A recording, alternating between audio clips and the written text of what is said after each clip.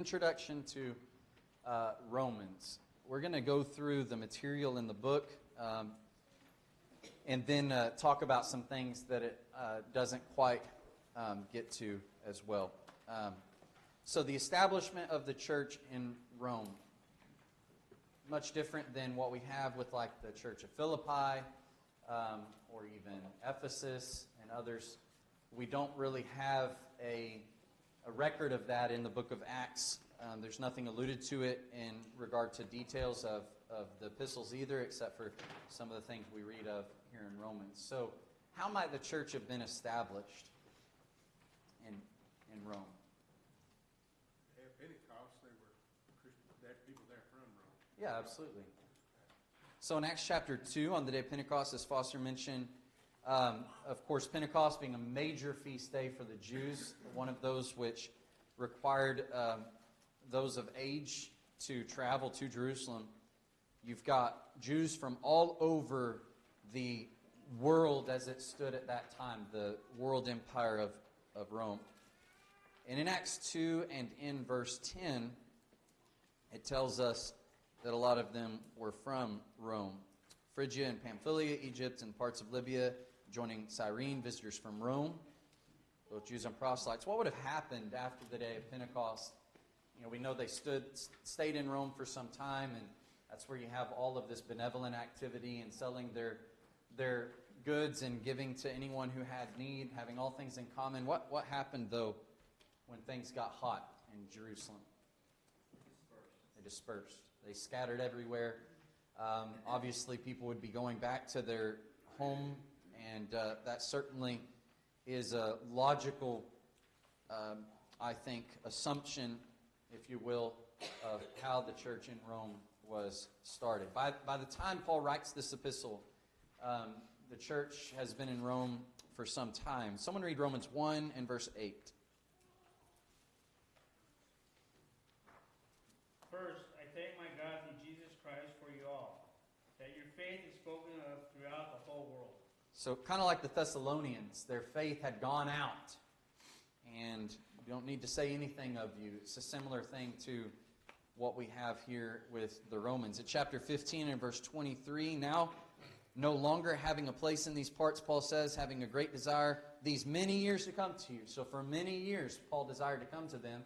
And before that, even, they existed, and that's only logically necessary. In chapter 16 and verse 19, someone read that. Romans 16, 19.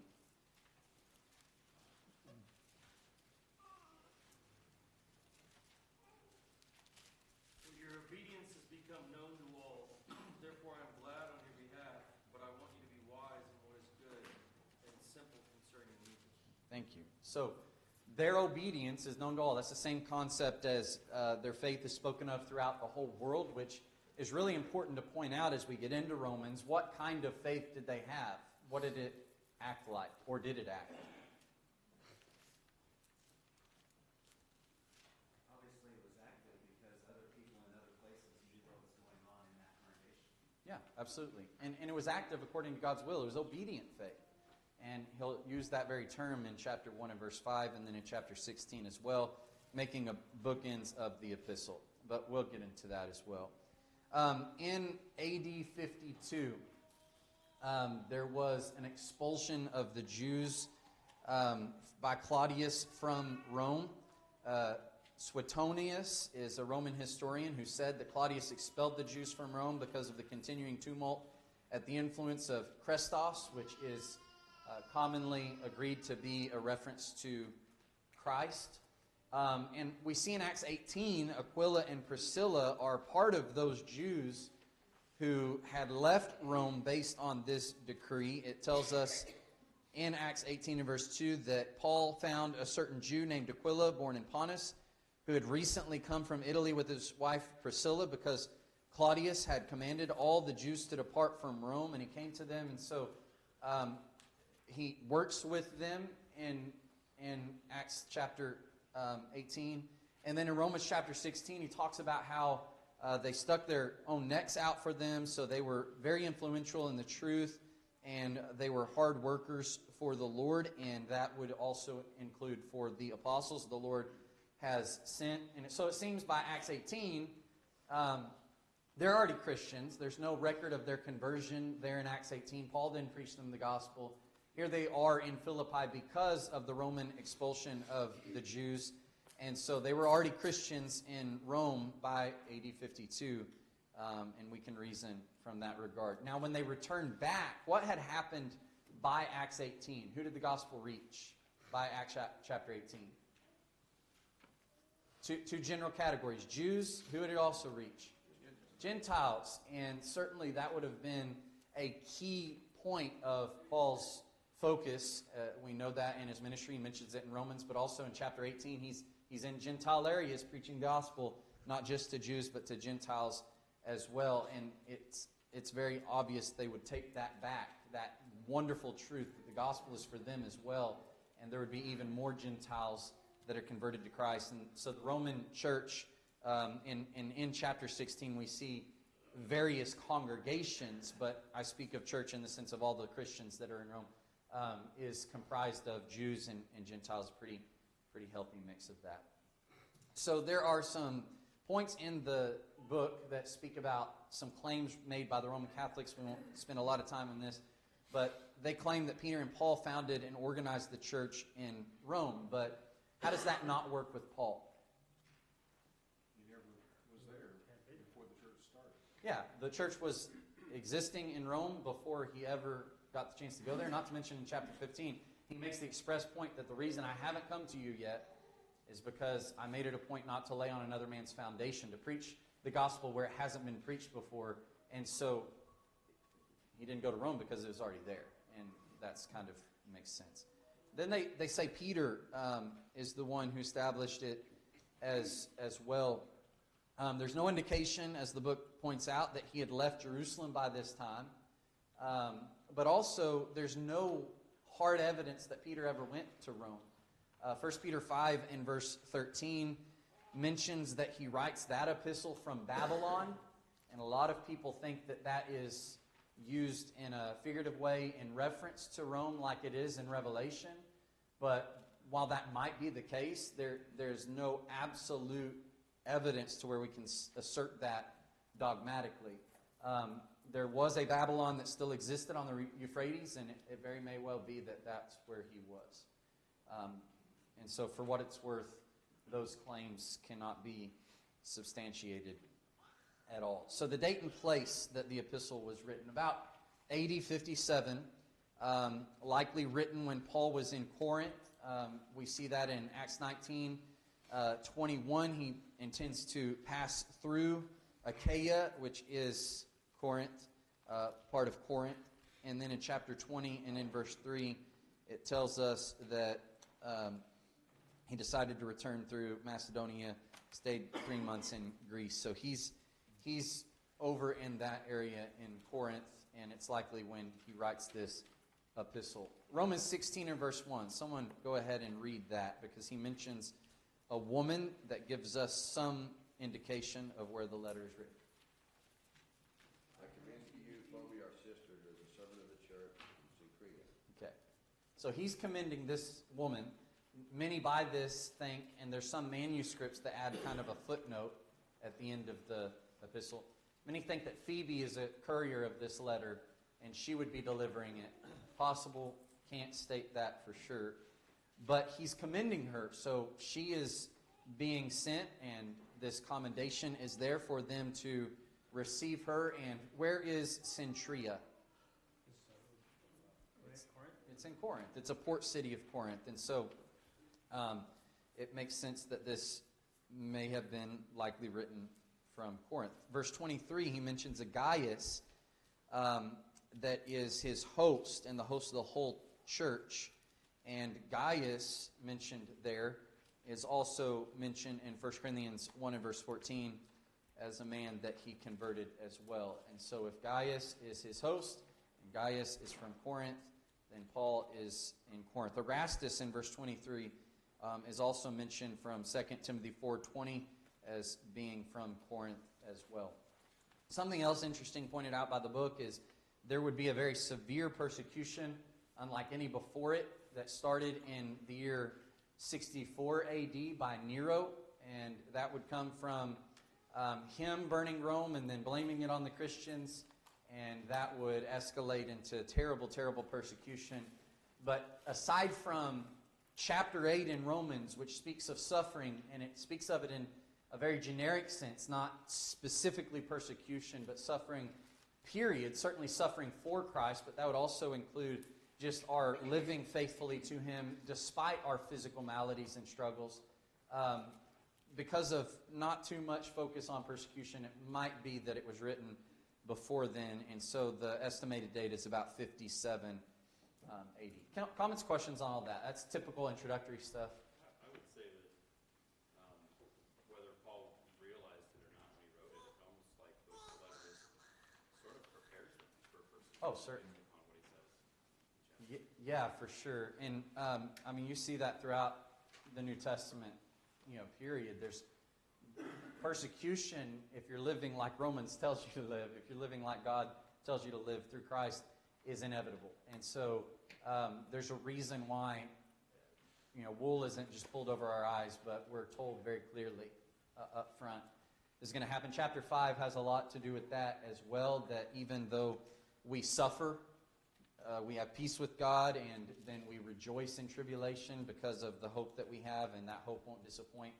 And so certainly the very foundation of the gospel truth, the resurrection of Christ and all it stands for and all that He's revealed, and then the specific revelations of the inevitability of persecution help us be ready for it. And we need to take that seriously, even though we're in a time where it seems safe to us. It's not always going to be this way. Anything else? All right. So he mentions the focus of the book there on the last page of this, the second to last page of this lesson.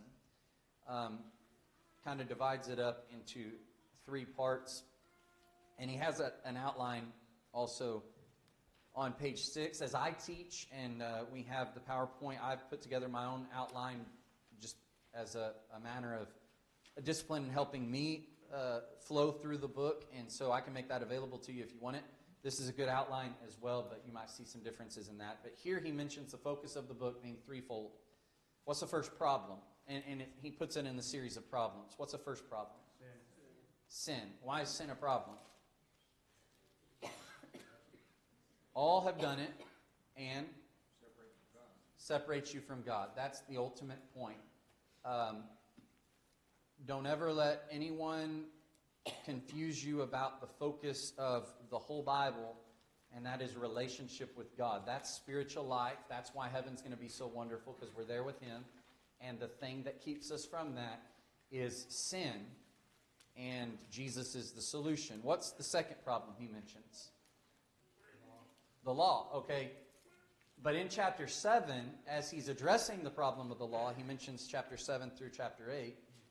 He says the law is holy and just and good. Why is the law a problem?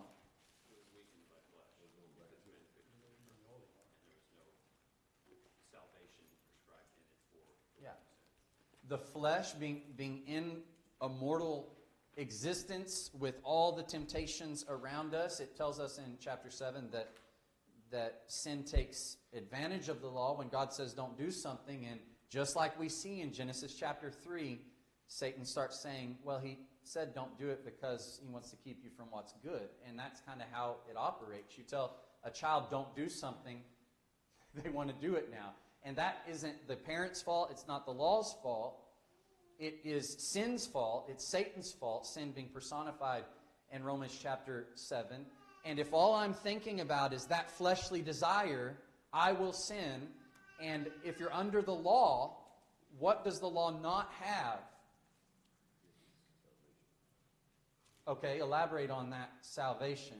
Why doesn't it have salvation? There's no sacrifice that would cover sins. The blood of bulls and goats would not cover. Yeah.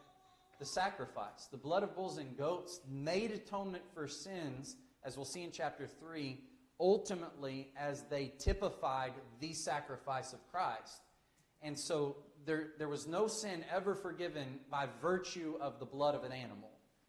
The blood of the animal had to be offered by faith from a Jew in order to receive that forgiveness and atonement, but it was based on the sacrifice of Christ that God knew was coming. So the problem of the law, and this is what I want us to nail down right now before we get any further, and it's why so much misunderstanding comes from Romans. The problem of the law was not because it was impossible to do what God said in it.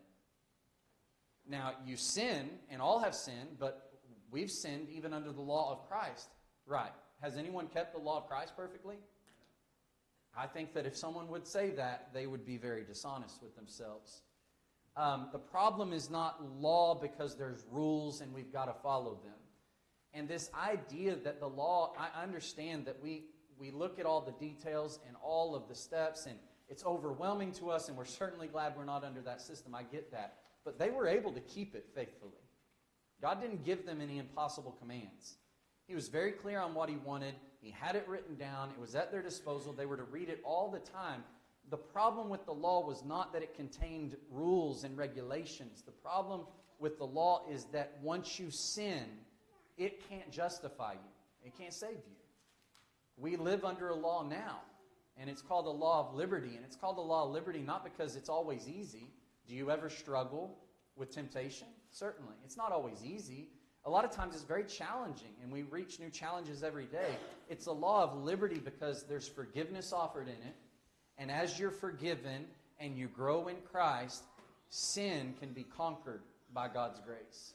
And so, if we go into the study of Romans thinking that the problem of the law is that there were rules and you had to follow them, and that's bad, we are not going to understand Romans, because that was not the problem. The problem was, once you sin under the law, you're hopeless. Christ is the focus. So these Jews who are holding on to the law, because they have all sinned, are being very foolish because they're never going to be able to find justification under the law. You have to be perfect to stand right with God under the law. Once you sin once, there's nothing that can undo that, and there's no sacrifice only under that system to take that sin away. That's in Christ. And that's why that law needs to be forsaken, to follow Christ and receive what the law pointed to in the first place. Jeff? I mean, that's the whole point of the first 3 chapters of the book, is it's to point out that the law was given to show people that they needed a Savior. Because Yes. they could not obey perfectly. Well, they had the ability to, but they would not. Yeah, they would not. And that's a good point. They would not. It's Romans 3:23 is not this inevitable prophecy that must be fulfilled in every person. Did Judas have to betray Jesus? I know he did, and God knew he would, and Jesus knew he would, but did he have to?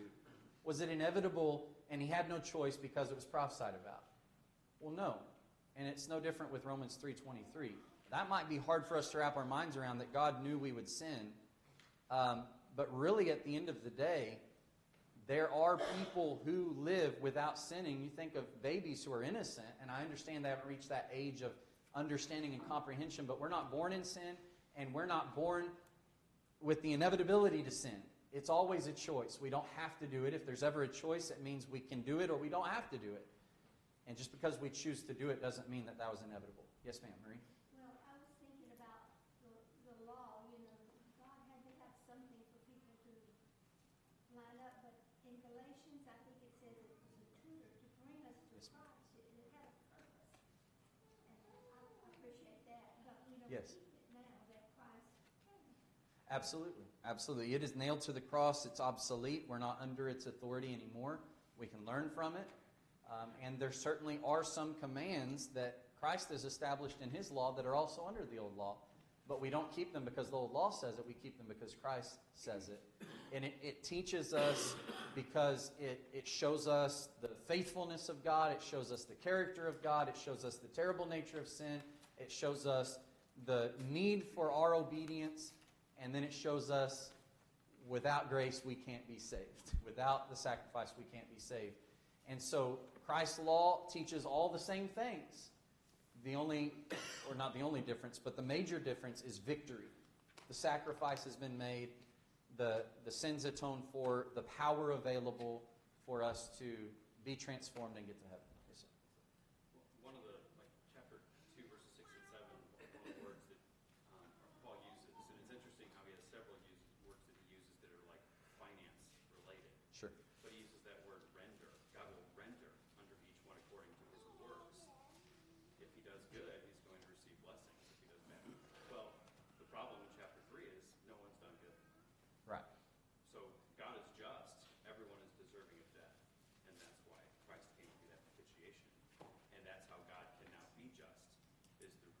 Right, and that's, Romans 6:23, the wages of sin is that. So we earn it. We earn death. And it's by God's grace that we have life. Aaron? Yeah, the just point, what I was thinking was the idea as you have here, the problem of sin is that there is then a need for justice to occur. And so the way I put it is God in His love allows justice to occur, although we do not deserve it. Thus, what you're describing as grace. And I just think that that's important to note. And I know we're going to get into Romans chapter 1 next time, but next week. But it hit me like a ton of bricks reading Romans chapter 1, verse 21. They knew God, but they did not glorify Him. It just made me really reflect on my life. Now, do I know God, and therefore because I know God, do I glorify Him? Or do I act in such a way that embarrasses Him? Right. It's sobering, and that's really what he calls the Jews to do in chapter 2. You think they're so bad? Look yourself in the mirror, you're the same. And that's not to say that's a continuing thing, because as Christians, we're not the same. If we are the same, then we're missing the point, and we're not right with God if we're the same. We got to change. We got to be transformed. We got to come out of that state. And so, but one of the reasons why we can not be the same is through His forgiveness and the transformation process that Romans 12 talks about, which includes a major difference between the old law and the law of Christ. The old law, you're under that law, you're under that covenant, you're a part of that by being born. Before you ever even know God, you're a part of it. You got to be taught of God.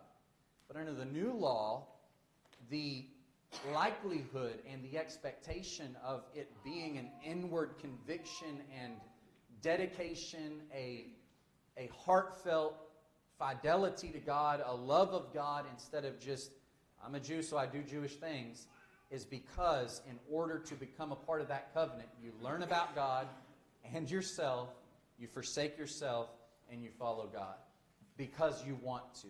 And that's a major difference as well. In Romans, it's not about law is bad and Christ tells you you can do whatever you want and you'll still be okay because of grace.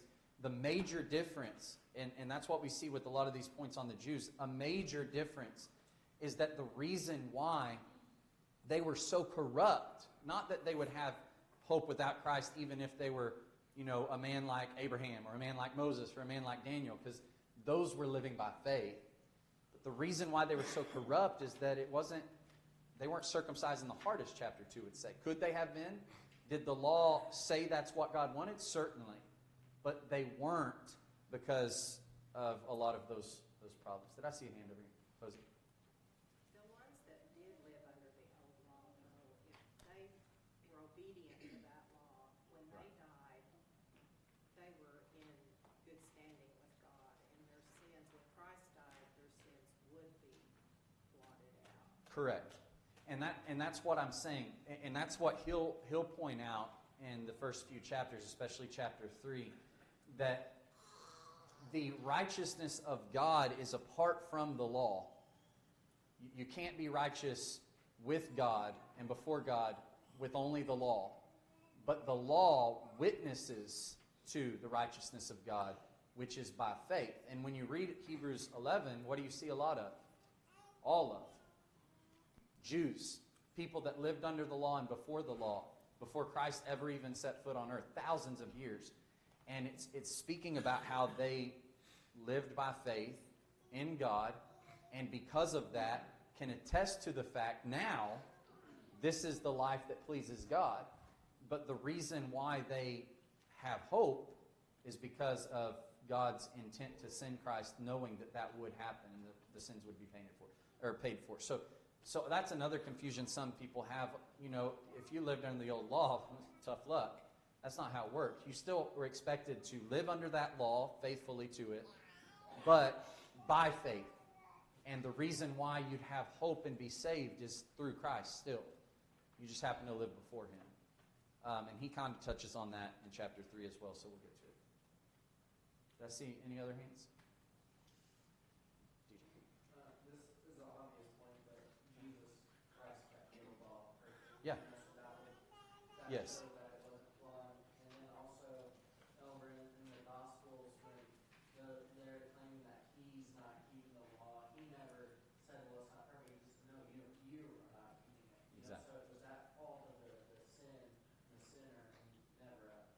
And that's where a lot of these confusions manifest as well, is in observing the life of Christ, because the claim is, like you said, there were times that he basically, overruled the law, which certainly he'd have authority to do as the lawgiver, but that's not what he did.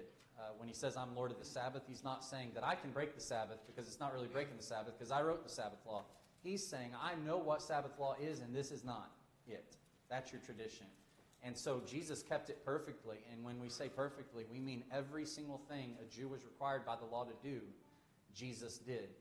Every jot and tittle, he would say. Well, he demonstrated he was greater than the law. Right. The law would say, don't touch a leper or you're unclean. He touched a leper and the leper was made clean. Right. Don't That touch a too. dead body or you're unclean. Well, he touched a dead body and the dead body's raised. One with flow of blood, you're unclean. No, she's cured. So he demonstrated he was superior to the law. Yeah. While he followed it. That's a great point. All right, so some things in addition to what we see in the book.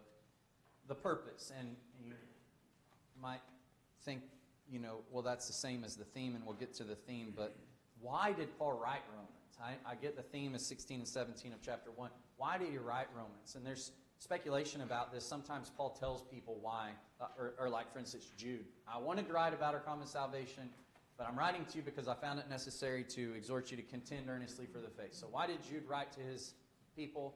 To tell them you need to stand up for the faith and guard it. Why did Paul write Romans? Well, I think that the most wise way we can answer that question is by just looking at the internal evidence. And I don't think it's any one of these things. I think that it's any number of these things and a combination of them. And certainly there'd probably be some more as well. He wrote to them for missionary purposes. In chapter 15, he talks about how he's a minister to the Gentiles. And he's making his aim to preach to them. And like he said in chapter 1, he wants to preach to those who are in Rome. And he speaks about how he's intending to come to the Romans, chapter 15 and verse 24, as he makes his way to Spain, he says. And actually is mentioning that he hopes to be helped by them on the way to Spain. He is going to Spain to preach the gospel.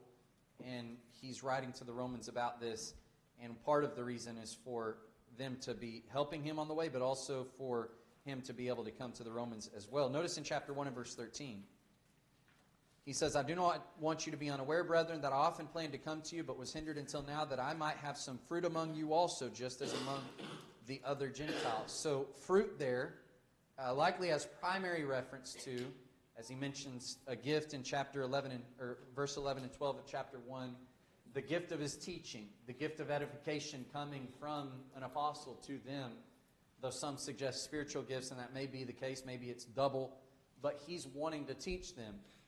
But could also have reference to new converts in Rome, and it kind of reads that way in a large part when he talks about how I'm ready to preach the gospel to you who are in Rome also, after saying I'm a debtor to Greeks and barbarians, wise and unwise. I'm not ashamed of the gospel of Christ. It's the power of God to salvation. So there were times where Paul would certainly spend years with brethren in a certain place, and he would be benefiting them.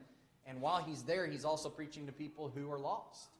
And certainly he would do that in Rome as well. Just because there's the church in Rome doesn't mean everyone in Rome is a part of the church. So he would want to evangelize there. Some suggest the fruit, as that word is used in other places, also has to do with the financial support that Rome may be able to give him on his way to Spain. And that certainly could be the case, which would be fruit for Paul, and it would be fruit for them. And I think also something we see is that he wrote it with apologetic purposes. Someone read 1 Peter 1, or 3 rather, in verse 15, please.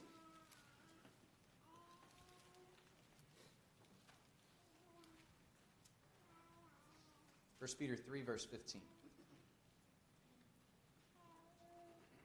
The sanctify the Lord God in your hearts, and always be ready to give a defense to everyone who asks you a reason for the hope that is in you with meekness and fear. Okay, you have hope. When people ask you about it, God expects us to do what? Explain why we have hope. Give a defense. And the Greek word apologia, where we get apologetics from, an apologetic purpose to this epistle, is a well-reasoned statement or defense or argument for something. So, you know, it's very opposite of what a lot of people think faith is these days. Well, I believe just because I believe. That's not a good reason. We should have evidence. We should be able to present that evidence. And Paul's defense is of the power of the gospel, verse 16. You know, what makes it powerful? What's included in it? What's the message that actually saves?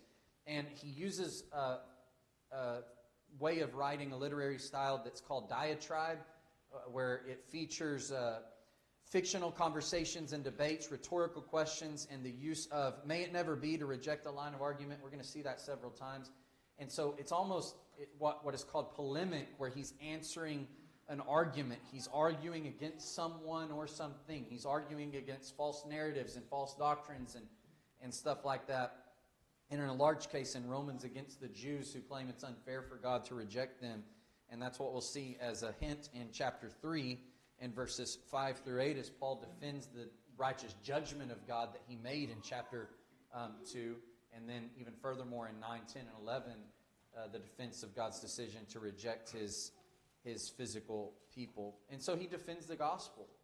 And that's really what the theme points out. But also, it's exhortative. So it's not an impersonal letter. Some say, well, Romans, it's a treatise on the gospel.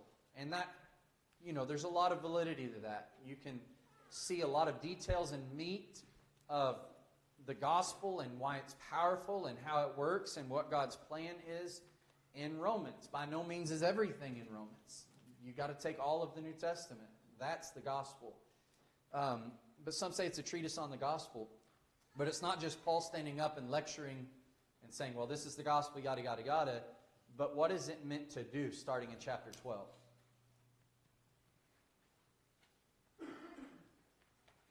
I beseech you there, by the mercies of God. Teaches us how to live. Present your bodies a living sacrifice. A living sacrifice. My sacrifice to God is how I live. And he'd go on to talk about our relationship to the government, our relationship to all men and our brethren, preserving unity, rejoicing with each other, and encouraging each other. So all of that kind of stuff is coming from the basis of this truth. It's supposed to be applied. And so it's not just, hey, here it is. Look at how awesome this is. And that's certainly something we see. But don't take it for granted. Use it in your life. Let God work through you. Comments, questions on that? All right. So where would you say the theme of this book is written in Romans? What verses would you say shows us the theme of this epistle? 16, 17. Yeah. That seems very clear. He kind of builds up to it. And then when he states in verses 16 and 17, I'm not ashamed of the gospel of Christ. Why? For it is the power of God to salvation for everyone who believes, for the Jew first and also for the Greek. The rest of the epistle is based on that statement and explaining that statement, giving evidence for that statement, revealing everything that's packed into that statement. And I think probably what might come to a lot of our minds first, and we ask, what is the theme of Romans, is justification by faith. Justification by faith. So certainly that's a theme of Romans. I think that's supportive of what verse 16 says. The gospel is God's power to salvation for everyone who believes. Why is it God's power to salvation for everyone who believes? Verse 17 talks about justification by faith. The point is, the gospel message is God's power to salvation for everyone who believes. And the explanation of that, the supporting claim of that, is the message of the gospel is the just shall live by faith.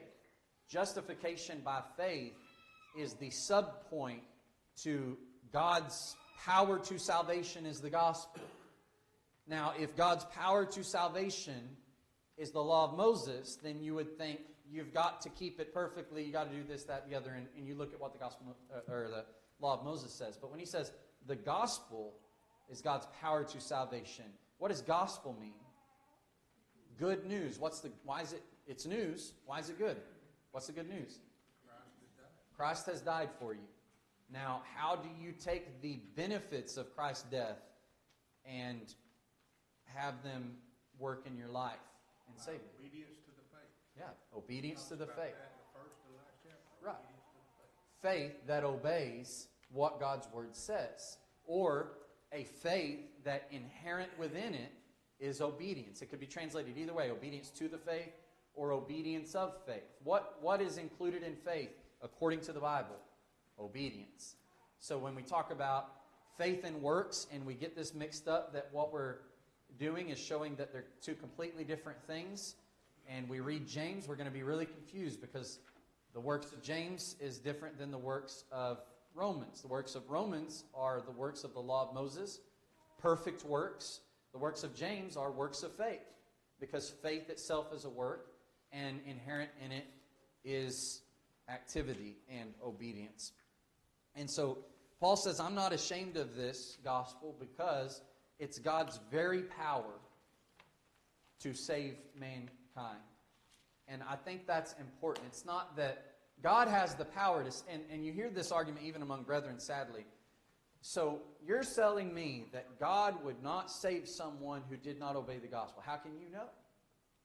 Because it doesn't say the gospel is a way God uses His power to save. It says the gospel is God's power. In the Greek, God's power. The is not there. It's just God's power to save is the gospel. That excludes every other thing. And so God is powerful to save anyone any way He wishes, but the way He determined was this good news. God's power to salvation is the gospel. And so we can't kind of play semantic gymnastics and, work our way into a false notion that you can possibly be saved, because God can do what He wants if you don't obey the gospel. Well, who's going to make that gamble? God's power to salvation is the gospel. But here's another part of it. And obviously we're going to talk about more and more what that means. Habakkuk 2 and verse 4, the just shall live by faith. And that, again, is part of the old law, the prophets that are witnessing to this righteousness of God, which is by faith, but it's apart from the law. It was foreshadowed and pointed to as a mystery, and now it's revealed. But a part of the theme of Romans as well, as we'll see throughout it, is unity. He says, for everyone who believes. And how does he kind of define that for us? Who's everyone? Jew and Greek. That's a pretty controversial claim at this point in time. Jew and Greek. So Jews, and then there's everyone else. And now the Jews have no advantage over everyone else. Used to, they did. Chiefly because to them were committed the oracles of God, chapter 3, he said. That was a great advantage. And it's one that you took for granted. Now, everyone's under the gospel. Everyone has the opportunity to know it and obey it. And the Jew is saved in the same way as the Gentile. The Gentile is saved in the same way as the Jew. So when you have a church like Rome and many, many, many others in the New Testament time that is now comprised of Jew and Gentile, that is a recipe for disaster without the power of God. Because cultural differences, religious background differences, distinctions in every sort. But what will allow them to be together and on the same page? The gospel of Christ. It unifies. And that's a theme throughout this. When he's talking about it makes no difference, Jews and Gentiles have sinned. Chapter 4, that Abraham is the father of faith to those who are circumcised and uncircumcised. Chapter 11, he'll even put it on the Gentiles and say, hey, don't you get all arrogant and act like now you're the people and the Jews are somehow lesser, because the same way they fell, you can fall through unbelief. And so that even kind of ironically takes the other approach to it, where the Jew would be arrogant, now the Gentile might be arrogant. Chapter 3 encourages unity. Chapter 14 is all about one of those problems that would come up with the differences within a congregation of Jew and Gentile, and it's all about love and unity and deferring to God and Christ. Romans 16 talks about being united against those who cause division. And so God's power to salvation, and for those who are saved, they're united in it. They're united in the gospel. Before we start next Sunday, I'll go through an outline I put together and help us set us up for that, and then we'll get into chapter 1. Thank you for your attention.